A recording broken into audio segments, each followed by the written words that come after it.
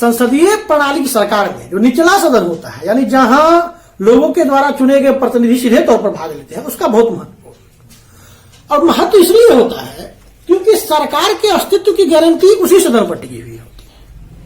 अब भारत में देखेंगे कि सरकार बनाने का यह जो है सो एक सिद्धांत है या यह एक परंपरा है कि लोकसभा में बहुमत प्राप्त होना चाहिए, राज्यसभा का कोई अस्तित्व नहीं है। इसलिए लोकसभा का बहुत महत्व होता है। जैसे हमारे यहाँ लोकसभा है, वैसे ही इंग्लैंड में हाउस ऑफ कॉमन होता है। तो आज हम लोकसभा के बारे में समझने का प्रयास करेंगे और हाउस ऑफ कॉमन से थोड़ी सी उसकी तुलना करेंगे।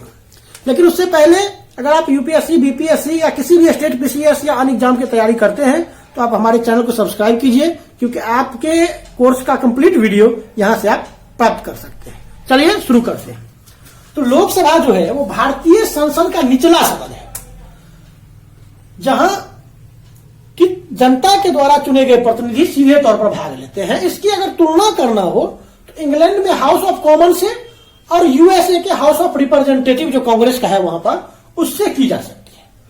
याद रखिए कि लोकसभा को लोकप्रिय सदन भी कहा जाता है और यह एक अस्थायी सदन है। अस्थायी सदन होने का क्या मतलब है? क्योंकि इसमें स्टेबिलिटी नहीं है।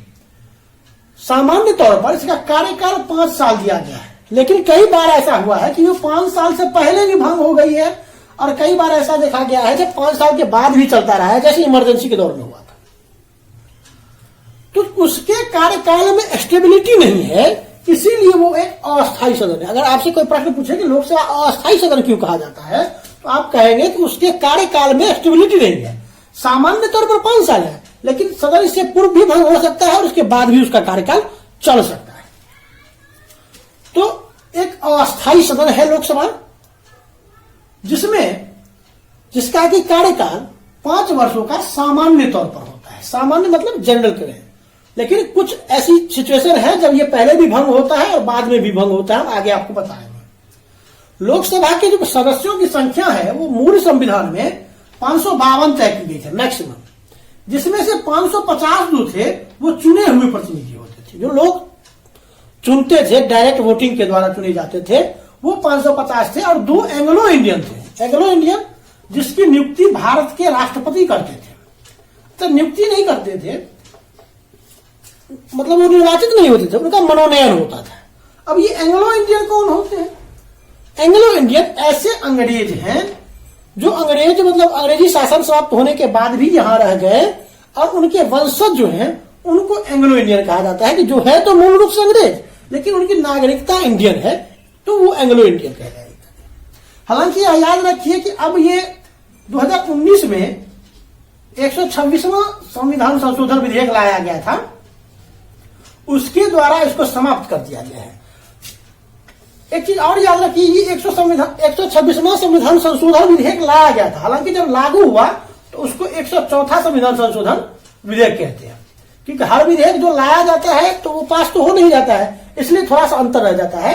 तो 104वें संविधान संशोधन लागू होने के पश्चात ये खत्म हो गया है। वर्तमान स्थिति ये है कि कुल मिलाकर ज्यादा से ज्यादा 550 सदस्य हो सकते हैं, जिसमें से 530 राज्यों को दिए गए हैं और 20 यूनियन टेरिटरीज को दिए गए हैं। लोकसभा सदस्यों का जो निर्वाचन होता है वो प्रत्यक्ष निर्वाचन पद्धति के द्वारा होता है। प्रत्यक्ष निर्वाचन पद्धति का मतलब ये है कि जो भी व्यक्ति 18 वर्ष से ऊपर हैं वो सभी वोट करते हैं, और सभी वोट करने के पश्चात जिस भी कैंडिडेट को सबसे ज्यादा वोट प्राप्त होता है वो जो है वो विजेता घोषित किया जाता है। इस प्रणाली को जो है वो फर्स्ट पास्ट द पोस्ट का सिस्टम कहा गया है। यानी first past the post system जो होता है, पास्ट द पोस्ट का जो सिद्धांत है, इसमें सबसे ज्यादा वोट जिसको प्राप्त होता है वो जीत जाता है। अमेरिका में ऐसा नहीं है। अमेरिका में जो है आपको 50% से ज्यादा वोट लाने की जरूरत है, जबकि भारत में सबसे ज्यादा वोट होना चाहिए। 20% ही हो, लेकिन आपके पास अगर जितने कैंडिडेट हैं उसमें सबसे ज्यादा है तो आप विजेता घोषित कर दिए जाइएगा। तो फर्स्ट पास्ट द पोस्ट का सिस्टम यही है, या इसको हिंदी में खंभा छूने का सिद्धांत भी कहते हैं। खंभा छूने का यानी खंभे मतलब वोट का जो खंभा है उसमें जो सबसे ऊपर होता है वो विजित घोषित किया जाता है। अब एक चीज और ध्यान रखिए कि जब कभी भी निर्वाचन से संबंधित विवाद उत्पन्न होता है तो संबंधित राज्यों का हाई कोर्ट उस पर सुनवाई करता है और निर्भरता जो तय होती है वो जन प्रतिनिधित्व कानून जो है 1951 का, उसके आधार पर तय होती है। संविधान में निर्भरता संबंधित कुछ प्रावधान नहीं है। हालांकि अगर सदस्य को ऐसा लगता है कि उसके साथ अन्याय हुआ है तो वो फिर से सुप्रीम कोर्ट में अपील कर सकता है और उसके पश्चात सुप्रीम कोर्ट भी सुनवाई करती है। अब चलते हैं कि सदस्यों की योग्यता क्या होती है, यानी कि कौन कौन से लोग लोकसभा के सदस्य बन सकते हैं। तो इसमें जो ध्यान रखना चाहिए वो पहला है भारत की नागरिकता। भारत की नागरिकता का मतलब ये हुआ कि कोई भी व्यक्ति अगर भारत का नागरिक है तो पूरे भारत में कहीं से भी लड़ सकता है। अगर कोई बिहार का व्यक्ति है तो तमिलनाडु से भी चुनाव लड़ सकता है लोकसभा का। कोई ऐसा बाउंडेशन नहीं है कि आपको उस स्टेट में रहना जरूरी है, कहीं से भी कोई चुनाव लड़ सकता है। आप देखिए हमारे प्रधानमंत्री नरेंद्र मोदी जी वो गुजरात के रहने वाले हैं, जबकि चुनाव वो यूपी से लोकसभा का लड़े हैं। अमित शाह जी को भी, अमित शाह को छोड़ दीजिए, अमित शाह तो अभी भी गुजरात से ही मेंबर है, लेकिन बहुत सारे ऐसे मेंबर हैं। दूसरा कि उम्र 25 वर्ष पूरा कर चुका है। बीपीएससी में एक बार प्रश्न पूछा गया था कि पीएम बनने की योग्यता जो है या पीएम बनने की उम्र जो है वो मिनिमम कितनी होनी चाहिए। तो जब मैंने आपको पीएम पढ़ाया था, राज्यसभा के बारे में बताया था, तो राज्यसभा की उम्र जो है वो 35 साल है राज्यसभा का मेंबर बनने के लिए, और लोकसभा का मेंबर बनने के लिए जो है मिनिमम आयु 25 वर्ष है। और पीएम को इस दोनों में से किसी एक की सदस्यता तो लेनी ही होगी। इसलिए चूंकि 25 साल कम है, इसलिए पीएम बनने की मिनिमम आयु जो है वो 25 वर्ष है। दूसरा, पागल या दिवालिया नहीं हो। अब आप जनता के प्रतिनिधि है और पागल है तो उसका कोई मतलब तो है नहीं। और सबसे महत्वपूर्ण बात कि संसद के द्वारा निर्धारित अन्य योग्यताओं को पूरा करता है, जैसे कि लाभ के पद पर नहीं हो। हम आपको बताएंगे कि संसद के द्वारा निर्धारित क्या क्या योग्यताएं हैं जब जनप्रतिनिधित्व कानून के बारे में, जो पीपुल रिप्रेजेंटेशन एक्ट 1951 है, तो उसमें विस्तार से हम आपको बताएंगे कि संसद ने क्या क्या योग्यता निर्धारित की। तो लोकसभा क्या होता है वो समझ गए होंगे। अब इसके बाद हम बात करते हैं, जब लोकसभा समझ जाने के पश्चात लोकसभा के प्राधिकारी। प्राधिकारी मतलब जो जिन पर लोकसभा को चलाने की जिम्मेवारी होती है सुचारू रूप से, उनके बारे में। लोकसभा को चलाने की जो जिम्मेवारी होती है मूल रूप से दो प्राधिकारियों पर है। एक होता है अध्यक्ष यानी कि स्पीकर, और दूसरा होता है डिप्टी स्पीकर यानी कि उपाध्यक्ष। संविधान में इन्हीं दो पदों की व्याख्या की गई है। तो मूल रूप से जो लोकसभा को चलाने की जिम्मेवारी या लोकसभा के संचालन की जिम्मेवारी दी गई है वो लोकसभा अध्यक्ष को दी गई है। याद रखिए कि लोकसभा अध्यक्ष का पद लोकसभा के गठन के पश्चात नहीं बना है। इसकी जो पृष्ठभूमि है वो भारत सरकार अधिनियम 1919 का जो एक्ट है उसमें देखी गई थी, जिसमें प्रेसिडेंट और डिप्टी प्रेसिडेंट नाम के दो पदों की व्याख्या की गई है, जो कि भारत के वर्तमान में लोकसभा के अध्यक्ष और उपाध्यक्ष के बराबर ही होता है। हालांकि 1935 में इसका नाम बदल करके स्पीकर और डिप्टी स्पीकर कर दिया। तो जब आपसे प्रश्न यह पूछा जाए कि लोकसभा अध्यक्ष संस्था का जन्म कहां हुआ, तो वो भारत सरकार अधिनियम 1919 के तहत हुआ था। ठीक है। अब लोकसभा अध्यक्ष के चयन की प्रक्रिया को समझिए। एक चीज याद हमेशा रखिए कि लोकसभा का अध्यक्ष लोकसभा के जो सदस्य चुने जाते हैं उन्हीं में से किसी एक को चुना जाता है। और लोकसभा अध्यक्ष के चुनाव की जो तारीख है वो राष्ट्रपति यानी भारत का राष्ट्रपति डिसाइड करता है कि किस तारीख को चुनाव होगा लोकसभा अध्यक्ष का। हालांकि एक परिपाटी है कि पहली बैठक के पश्चात, क्योंकि पहली बैठक में प्रोटेम स्पीकर सारे सदस्य को शपथ दिलवाते हैं, तो पहली बैठक में शपथ ग्रहण जब हो जाता है सारे सदस्यों का, तब जो है उसका चयन किया जाता है। दूसरी बात जो ध्यान रखना चाहिए लोकसभा अध्यक्ष के बारे में कि लोकसभा अध्यक्ष को अलग से कोई शपथ नहीं लेना होता है। जो सामान्य सदस्य शपथ लेते हैं वही शपथ जो है लोकसभा अध्यक्ष भी लेता है। तीसरा, एक परिपाटी भारत में चली आ रही है कि सत्ता पक्ष के जो सदस्य होते हैं उनको में से ही किसी को एक को स्पीकर चुन लिया जाता है, क्योंकि स्पीकर का पद बहुत ही वाइटल पद होता है। हम आपको जब शक्ति जो बताएंगे लोकसभा अध्यक्ष का, उसमें बताएंगे कि क्यों सत्ता पक्ष चाहता है कि हम स्पीकर पद को अपने पास रखें और क्यों स्पीकर जो है बार बार सत्ता पक्ष की ओर से चुना जाता है। लोकसभा अध्यक्ष का जो कार्यकाल है वो लोकसभा के जीवन पर्यंत होता है। जीवन पर्यंत यानी जब तक लोकसभा चलती है तब तक। अगर लोकसभा भंग भी हो जाती है तो भी वो अपने पद पर तब तक बना रहता है जब तक कि उसका कोई उत्तराधिकारी जो है प्रभार नहीं ले लेता है, चुन नहीं लिया जाता है, वो तब तक अपने पद पर बना रहता है।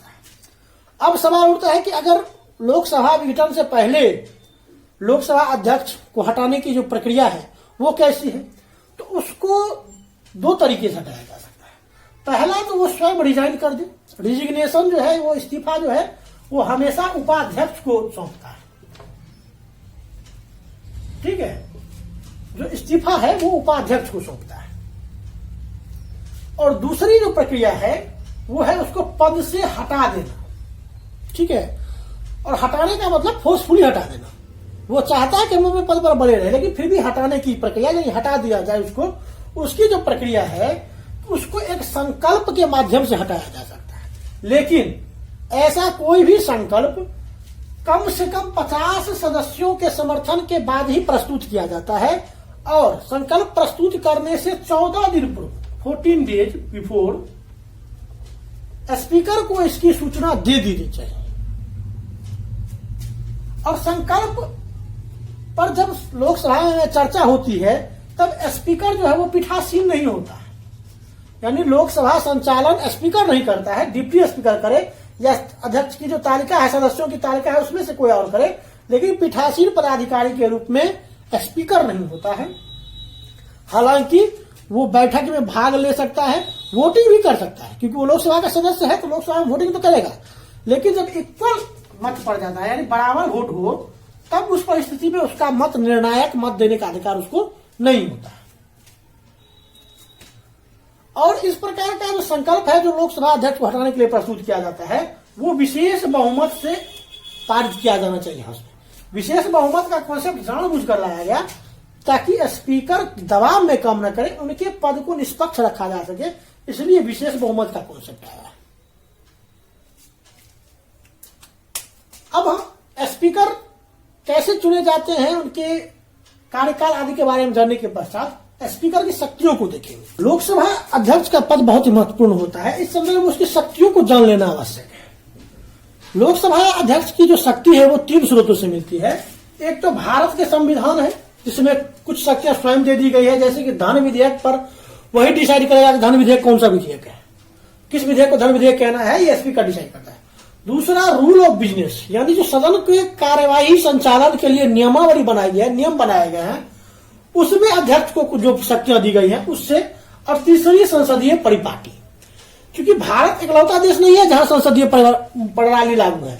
ब्रिटेन है, कनाडा है, तो ऐसी परिस्थिति में कोई मामला ऐसा फंस जाए जो न रूल ऑफ बिजनेस में है न संविधान में दिया हुआ है, तो ऐसे मामला में यह देखा जाता है कि हाउस ऑफ कॉमन के जो स्पीकर हैं उनको क्या अधिकार मिले हुए हैं।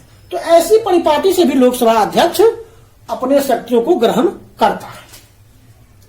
अब इनके कार्यों को अगर देखा जाए तो मूल रूप से इनका कार्य है सदन का संचालन, और सदन संचालन के लिए ही रूल ऑफ बिजनेस बनाया गया है कि किस नियमों के आधार पर सदन का संचालन किया जाता है, कैसे जो है सो कोई संकल्प रखा जाता है, कैसे कोई विधेयक पास होता है, और इसमें स्पीकर की भूमिका क्या होती है, सभी हम विस्तार से आपको बताएंगे।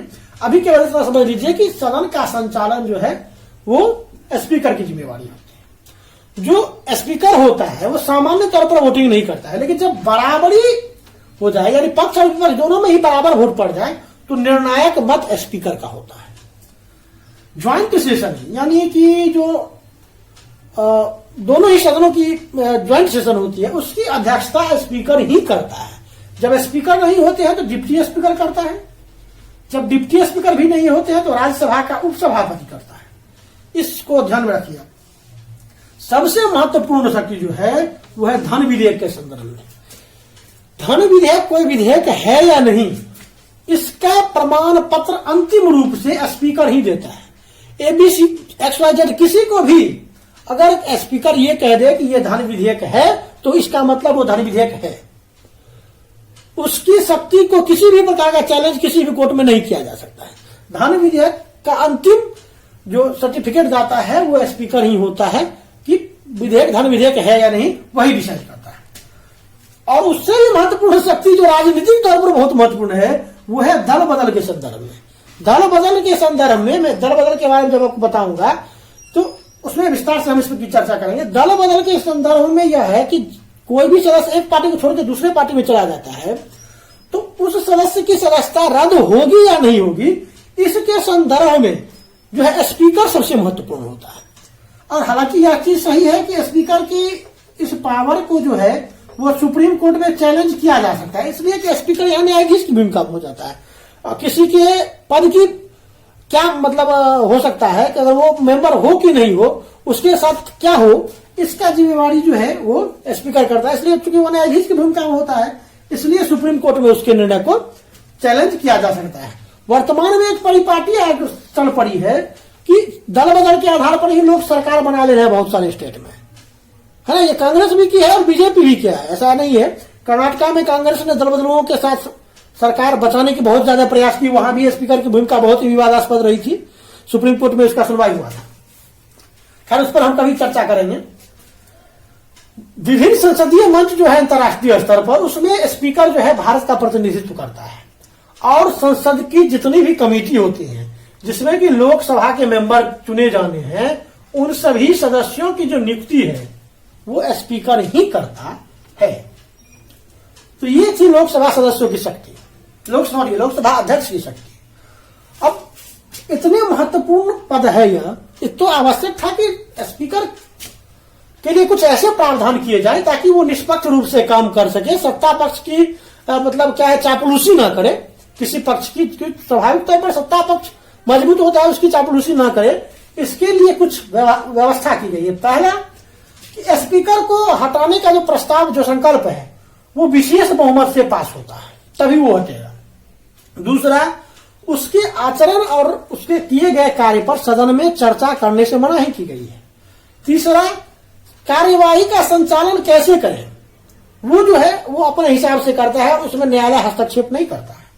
चौथा, वरीयता सूची जो है भारत में, वरीयता अनुक्रम में वो सभी मंत्रियों से ऊपर रखा गया है, चीफ जस्टिस के साथ उसको रखा गया है 7वें नंबर पर, यानी सभी जितने भी मंत्री हैं उन सबसे सीनियर इसको माना गया है। यह याद रखिए कि सदन में रूल ऑफ बिजनेस क्या है, संविधान क्या है या परिपाटी क्या है, इसका अंतिम व्याख्याकार स्पीकर ही होगा।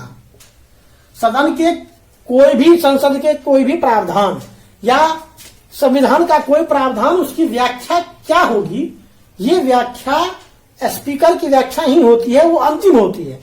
उस पर कोई ज्यादा माथापच्ची करने का नहीं है। स्पीकर का ने कह दिया कि एप्पल मतलब अगर आम, तो वो एप्पल मतलब आम ही होता है। मतलब एक एग्जाम्पल कह रहा हूं, एप्पल मतलब आम मत समझ लीजिए। स्पीकर ने अगर ऐसा कह दिया सदन में तो ऐसा ही है, संविधान के सदन में वही है। वो एक उदाहरण के तौर पर। अब एक बार यूपीएससी में एक प्रश्न दिया गया था मेंस में, once a speaker always a speaker. इस पर जो है एकदा स्पीकर सर्वदा स्पीकर, हिंदी में कुछ ऐसा था। इस संदर्भ में स्पीकर की भूमिका का वर्णन कीजिए। इसमें मामला यही था कि जो एक बार स्पीकर बन गया तो वो स्पीकर बनने के पश्चात केवल किसी पक्ष भी का नहीं मेंबर होता है, किसी केवल पार्टी का मेंबर नहीं होता है, वो सबके लिए बराबर होता है। ब्रिटेन में जहां से हमने संसदीय व्यवस्था चुनी है, वहां एक परिपाटी है कि जब स्पीकर बन जाता है कोई व्यक्ति तो अपने पार्टी से रिजाइन कर देता है, और ऐसा इसलिए करता है ताकि वो निष्पक्ष रूप से काम कर सके। हालांकि भारत में ऐसी कोई परिपाटी नहीं है। और वहां के जो दल हैं, जो दो दल है, कंजर्वेटिव और लेबर जो है, वहां भी एक मामला ये होता है कि जो स्पीकर होता है उसके विरुद्ध चुनाव में कोई कैंडिडेट नहीं उतारा जाता है, ताकि उसे अपनी मतलब किसी प्रकार की अपनी सीट को लेकर के कोई चिंता ना हो, कोई समस्या ना हो, और वो निष्पक्ष रूप से काम कर सके। हालांकि ऐसा भारत में नहीं है, और भारत में स्पीकर का पद बड़ा विवादित भी रहा है, विशेष रूप से राज्यों के संदर्भ में अगर आप देखेंगे तो राज्य, वहां के विधानमंडल के स्पीकर का पद बड़ा ही विवादित रहा है। सरकार गिराने और सरकार बनाने दोनों में ही उसकी भूमिका विवादित में रही है। तो ये है स्पीकर। अब एक और समझ लीजिए, डिप्टी स्पीकर का पद होता है। अध्यक्ष के पद के बाद एक और पदाधिकारी होता है, वो होता है उपाध्यक्ष। उपाध्यक्ष सामान्य तौर पर एक सामान्य सदस्य होता है, उसकी कोई भूमिका नहीं होती है। हालांकि जब अध्यक्ष अनुपस्थित हो, जब कार्य को संचालन के लिए हाउस संचालन के अध्यक्ष ना हो, तब उपाध्यक्ष जो है वो सदन का संचालन करता है। और जब उपाध्यक्ष अध्यक्ष की भूमिका में होता है, यानी सदन का संचालन करता है, तो उसके पास अध्यक्ष की सारी शक्ति होती है। दूसरा, उपाध्यक्ष जो होता है वो अध्यक्ष के अधीन नहीं होता है, यानी वो अध्यक्ष को रिपोर्ट नहीं करेगा, वो सीधे तौर पर संसद के प्रति जिम्मेवार होता है। और उपाध्यक्ष अपने पद से रिजिग्नेशन जब देता है तो वो स्पीकर को अपना रिजिग्नेशन सौंपता है।